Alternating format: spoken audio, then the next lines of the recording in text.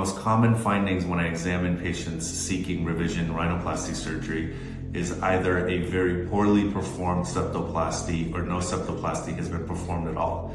When patients are looking at surgeons, it's very important for them to ask whether or not the surgeon knows how to perform a septoplasty. This is a non-negotiable when seeking a rhinoplasty. The etymology of the suffix plasty is plastos, a Greek word meaning formed or molded. Medically, the suffix plasty means the repair or reshaping of a specific part of the body. A septoplasty is simply the repair or reshaping of the nasal septum. The nasal septum is a midline partition separating the right and left nasal cavity.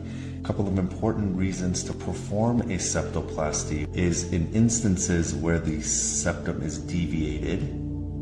What happens is that the nasal cavity on the side of the deviation is going to have some blockage, and that can manifest clinically as difficulty breathing through that side of the nose. Another very important reason why a septoplasty should be performed with almost every rhinoplasty is that when a septoplasty is performed,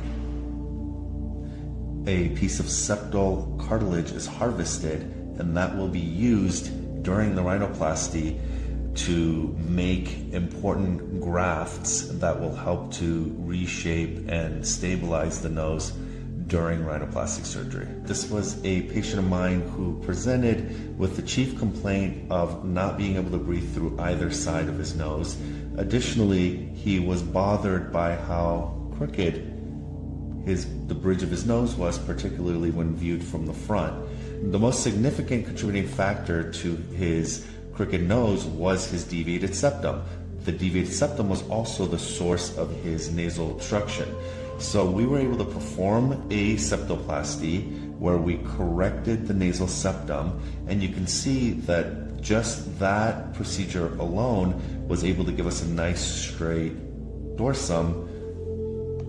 When we view this patient from the nasal base view, again, you could see that his nose is significantly tilted to the right, and by correcting the septal deviation, we were able to get the nose to be in the midline. And the patient subsequently, after surgery, was breathing really well through both sides, and also was very happy with the aesthetic outcome of his straight nasal bridge.